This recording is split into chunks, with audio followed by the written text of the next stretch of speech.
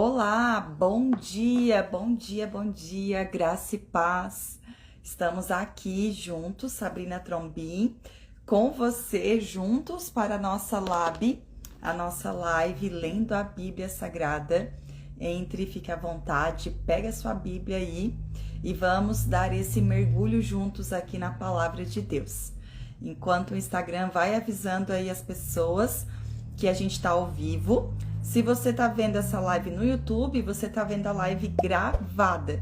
Então, quero convidar você a ativar o sininho aí para ser notificado quando a live for postada, porque diariamente nós estamos aqui fazendo essa leitura ao vivo no Instagram e depois ela vai para o canal. Então, lá no canal, você pode se inscrever, curtir, pode comentar também. Aqui, né, os comentários aqui da live, eles somem depois, mas lá no vídeo, você pode comentar lá e compartilhar a palavra de Deus para que ela chegue a mais pessoas. Amém? Então, vamos orar. Pai, muito obrigada por mais um dia, Senhor. Louvado é o teu nome, adorado, exaltado, santo, digno é o Senhor de todo louvor, adoração e exaltação. Pai, nós estamos aqui porque reconhecemos, Pai, que a Tua palavra é o caminho, a Tua palavra é a verdade, a Tua palavra é a vida, a Tua palavra, Senhor Deus, nos guia, nos direciona, nos sustenta, nos alimenta. A Tua palavra, Senhor Deus, traz à existência aquilo que ainda não existe. A Tua palavra nos direciona e nós queremos andar, Pai, pautado nela, que é um firme fundamento da nossa fé. Em nome de Jesus eu oro, para que nós venhamos ter revelação, sabedoria, entendimento e discernimento da Tua palavra, Senhor. Eu oro pelas pessoas que estão ouvindo, se elas estão desanimadas, cansadas, que elas venham receber um renovo da parte do Senhor nesse momento por meio da Tua palavra, porque ela é viva e eficaz. Ah, Senhor, eu oro também para que cada pessoa venha entender que o Senhor preparou esse banquete, preparou essa mesa para todos os seus filhos. Há um lugar para cada um. Todos são bem-vindos à mesa do Pai. Em nome de Jesus eu oro, agradecida. Amém. Amém, meu povo. Glória a Deus. Vamos lá, então. Nós estamos em 2 Samuel, já coloquei aí, né? E hoje a gente vai para 2 Samuel, capítulo 9. Deixa eu botar aqui. 2 Samuel, capítulo 9. Esse capítulo é um capítulo lindo, que eu amo esse capítulo. Vamos lá. A gente viu ontem alguns fatos importantes, só recapitulando aqui, né? Ontem a gente leu o capítulo 6, né? A gente leu 6, 7 e 8. A gente viu Davi se importando de trazer a presença de Deus para a sua cidade de Davi, onde ele tinha tomado lá Jerusalém. E só que ele traz a presença de Deus de uma forma errada.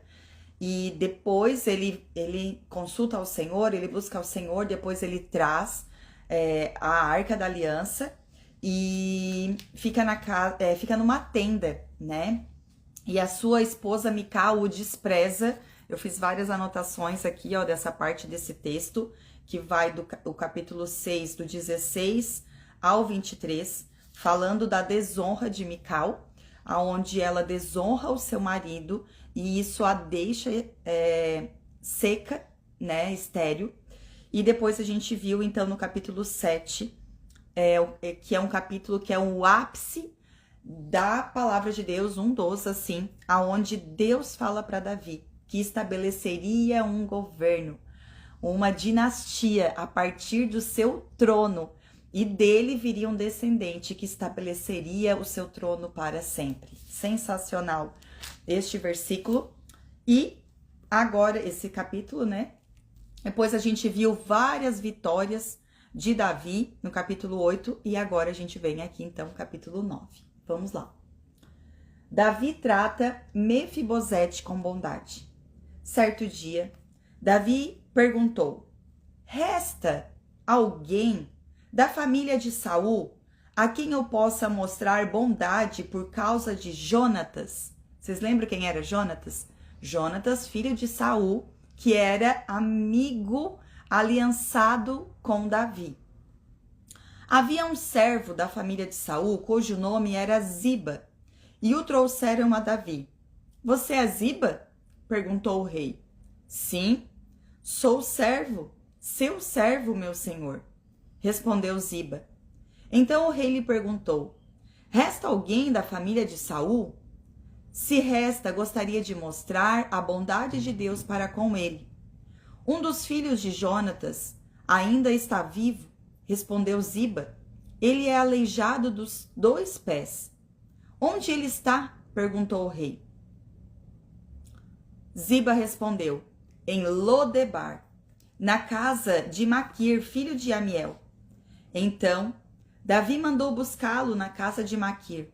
Seu nome era Mefibosete, filho de Jonatas, filho de Saul. Quando compareceu diante de Davi, curvou-se com o rosto no chão. Davi disse: saudações, Mefibosete. Mefibosete respondeu: aqui está seu servo, meu senhor. Não tenha medo, disse Davi. Peraí, só um momento. Deixa eu marcar isso aqui. Quero mostrar bondade a você, por causa de Jonatas, seu pai. Vou lhe dar todas as terras que pertenciam a seu avô Saul, e você comerá sempre aqui comigo à mesa do rei. Ai, meu Deus, olha isso. Olha isso, gente. Verso 8. Mefibosete se prostrou e disse: quem é seu servo para que o Senhor mostre bondade a alguém como eu, que não vale mais que um cão morto? Uau.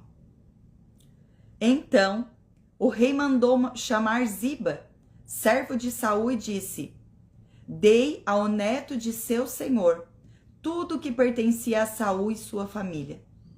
Você, seus filhos e servos cultivarão a terra para ele, a fim de produzir alimento para a casa de seu senhor.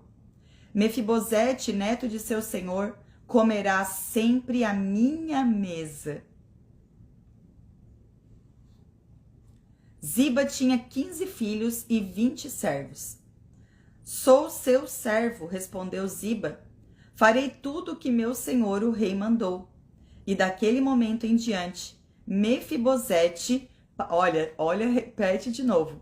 Mefibosete passou a comer à mesa de Davi como se fosse um de seus filhos. Mefibosete tinha um filho ainda jovem chamado Mica. Daquele momento em diante, todos os membros da casa de Ziba se tornaram servos de Mefibosete. E Mefibosete, que era aleijado dos 2 pés, morava em Jerusalém e comia sempre à mesa do rei. Novamente repete aqui esse refrão, né, que foi repetido 4 vezes, 3 vezes aqui nesse texto. Vocês lembram que a gente estava fazendo uma leitura aqui e eu falei para vocês, marquem isso porque lá na frente a gente vai, no capítulo 4. No capítulo 4, quando o rei Isbosete, que o filho de Saul, que foi coroado rei pelo comandante do exército, Abner, quando ele foi morto, olha só, no verso 4 dizia: Jonatas, filho de Saul, tinha um filho chamado Mefibosete, que ficou aleijado quando era criança. Mefibosete tinha 5 anos quando chegou a Jezreel a notícia que Saul e Jonatas havia sido morto na batalha. Ao ouvir isso, a ama do menino o tomou nos braços e fugiu. Na pressa, porém, deixou cair e ele ficou aleijado. Meu Deus. Então a gente vê aqui, né? Eu falei quando a gente leu isso aqui para vocês anotarem isso, porque depois a gente ia encontrar isso lá na frente. E olha, passou-se, né, os anos, passou-se o tempo, e agora o rei Davi, a gente já viu, né, gente, tudo que aconteceu aqui, e o que era natural, o que era normal. Que quando um rei assumisse o reinado, ele eliminava toda a família do antigo rei, né? Era isso que era feito.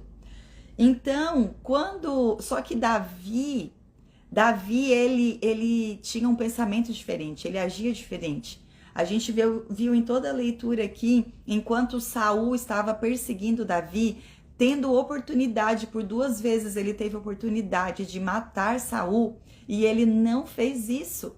E aí, quando começa o capítulo de 2 Samuel, a gente vê que por 2 vezes, 2 pessoas, né? Primeiro, o mensageiro que veio até Davi dizendo que tinha matado Saul, achando que estava trazendo uma boa notícia.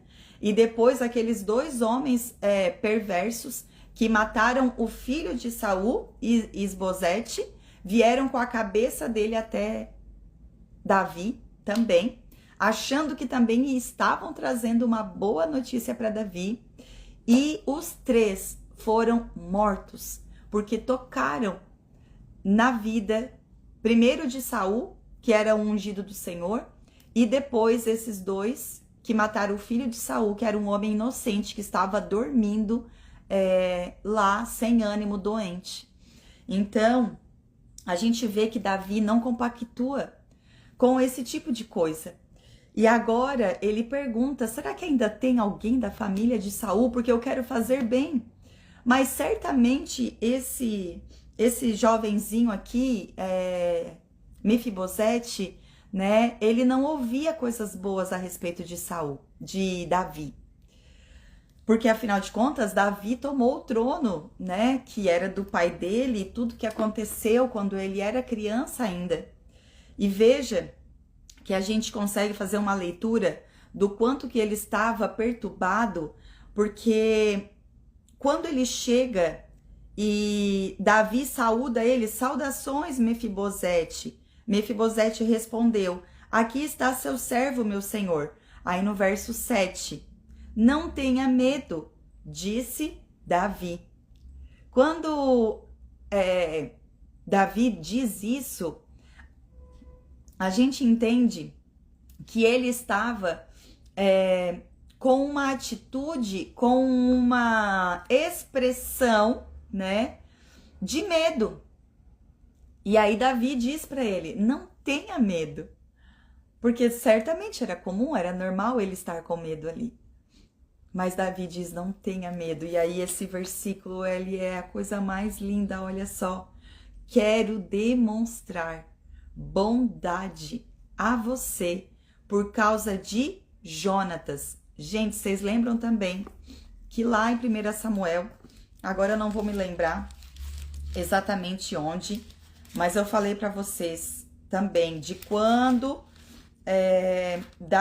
Samuel e Jonatas fizeram uma aliança e Jonatas falou para Davi que um dia, se ele morresse, pedindo que ele cuidasse da sua família, da sua descendência. E Davi diz que sim, que iria fazer isso. E quando Davi teve a oportunidade de matar Saul e não o mata, Saul também diz a mesma coisa. Davi, você foi mais justo que eu. E aí ele diz também, pede para ele cuidar da sua descendência. Então, o que a gente entende aqui? Que Davi, ele era um homem de palavra. Ele era um homem de aliança, que honrava com seus votos, com as promessas da sua aliança. E mesmo passado o tempo, mesmo aquela família tendo feito tantas coisas ruins para ele, ele estava disposto a fazer o quê? Demonstrar bondade. Por causa de Jonatas, seu pai.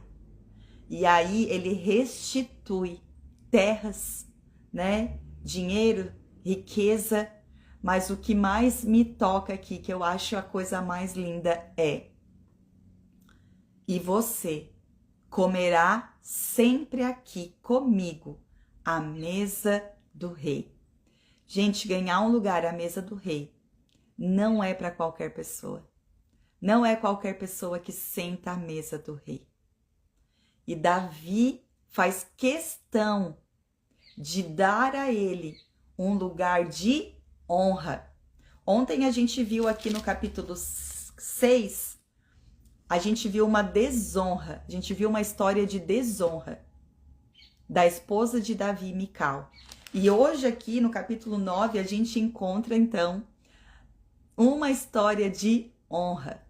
E quem está honrando é quem foi desonrado. Olha só. E eu já ensinei várias vezes aqui. Uma pessoa honrada não é aquela que recebe honras, mas é aquela que honra os outros. Não é aquela pessoa que fica esperando aplausos, né? Bajulação. Isso não é honra, isso é bajulação. Davi, ele era uma pessoa honrada. E ele honra aqui Mefibosete.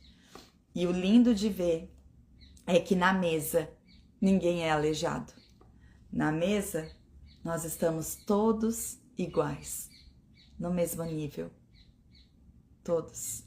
A mesa do rei. Esse lugar que está preparado para nós. Na mesa do nosso Pai também. A mesa de Jesus, a mesa do rei.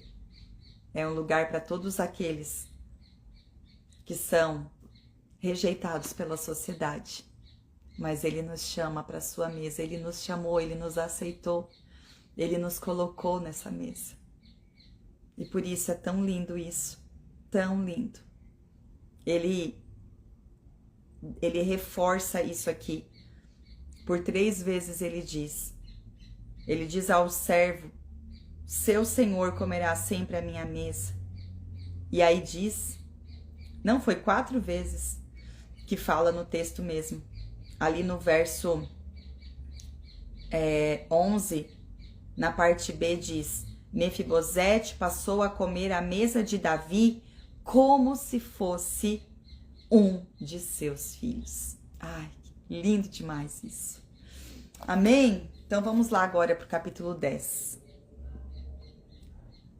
Capítulo 10. Essa história é muito linda. Davi derrota os amonitas.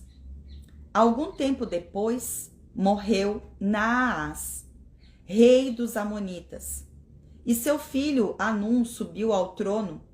Davi disse: vou demonstrar lealdade a Naum, assim como seu pai Naás sempre foi leal a mim. Então Davi enviou representantes para expressar seu pesar a Anum pela morte do pai dele.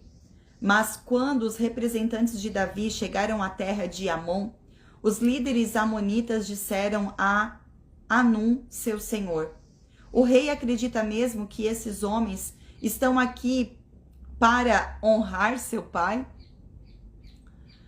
Não. Davi os enviou com o objetivo de espionar a cidade para vir e conquistá-la. Então, Anum prendeu os representantes de Davi e raspou metade da barba de cada um. Cortou metade de suas roupas até as nádegas e os expulsou de sua terra. Quando Davi soube o que havia acontecido, enviou mensageiros ao encontro dos homens para que lhes dissessem: fiquem em Jericó até que sua barba tenha crescido e volte em seguida, pois estavam muito envergonhados. É que naquela época, gente, os homens, a barba era um sinal de respeito, de honra. E olha só o tamanho da desonra deles aqui, né? Eles raspam a barba, né? E expõem a sua intimidade. Meu Deus. Verso 6. Quando os amonitas perceberam quanto haviam enfurecido Davi, contrataram 20.000 soldados de infantaria dos sírios, das terras de Bet-Reob e Zobá, 1.000 homens do rei de Maca e 12.000 da terra de Tobi. Davi foi informado disso e enviou Joabe e todos os seus guerreiros para lutarem contra eles. As tropas amonitas avançaram e formaram sua frente de batalha à entrada da cidade, enquanto os sírios de Zobá e Reob e os homens de Tobi e Maaca se posicionaram para lutar nos campos abertos. Joabe viu que teria de lutar em 2 frentes ao mesmo tempo. Por isso, escolheu alguns dos melhores guerreiros de Israel e os pôs sob seu comando pessoal para enfrentar os sírios. Deixou o restante do exército sob o comando de seu irmão Abisai, que atacou os amonitas. Joabe disse a seu irmão: se os sírios forem fortes demais para mim, venha me ajudar. E se os amonitas forem fortes demais para você, eu irei ajudá-lo. Coragem! Lutemos bravamente por nosso povo e pelas cidades de nosso Deus, e que seja feita a vontade do Senhor. Joabe e suas tropas atacaram, e os sírios começaram a fugir. Quando os amonitas viram que os sírios batiam em retirada, também fugiram de Abisai e recuaram para dentro da cidade. Terminando a batalha, Joabe voltou para Jerusalém. Os sírios viram que não tinham como enfrentar Israel. Assim, ao se reagrupar, receberam reforço de soldados sírios convocados por Hadadezer, do outro lado do rio Eufrates. Essas tropas chegaram a Elã, conduzidas por Sobaque, comandantes da força de Hadadezer. Quando Davi foi informado do que estava acontecendo, reuniu todo Israel, atravessou o Jordão e levou o exército até Elã. Os sírios se posicionaram para a batalha e lutaram contra Davi. Mais uma vez, porém, os sírios fugiram dos israelitas. O exército de Davi matou 700 homens em carros de guerra e 40.000 soldados de infantaria, incluindo Sobaque, comandante de seu exército. Quando todos os reis aliados de Hadadezer viram que ele havia sido derrotado pelos israelitas, renderam-se a Israel e se tornaram súditos de Davi. Depois disso, os sírios tiveram medo de voltar e ajudar os amonitas. Uau, sensacional, gente, olha só. Que interessante tudo isso, porque o Antigo Testamento é sombra do Novo Testamento, né?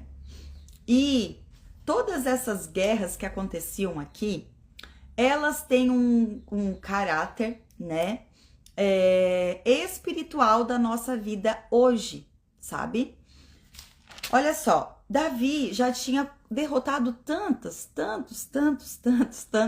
inimigos, né? E agora ele estava até em paz. Ele estava querendo até honrar esse rei que havia morrido aqui. Mas teve gente que foi lá fazer fofoca e falar mal, dizer não, imagina, capaz, ele tá querendo destruir, ele tá isso. E eles se unem, né? Chamam exércitos lá de longe para lutar contra Davi. Mas veja só, entenda algo aqui, né? O Senhor era com Davi, né?